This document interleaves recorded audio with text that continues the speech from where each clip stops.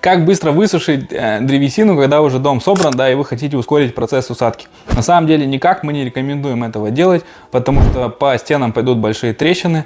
В чем суть?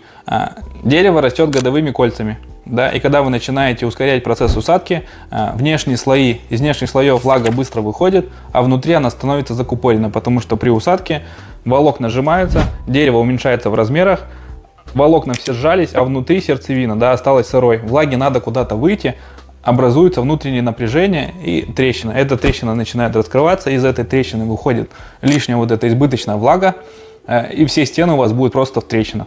Лучше постепенно дождаться усадку, когда температура, например, зимы переходит в весну, там небольшие перепады температур, потом летом происходит основная усадка, осень, да, и вы можете осенью там приступать к отделке дома. То есть тогда у вас будут минимальные трещины, они в любом случае будут, это естественный процесс для древесины.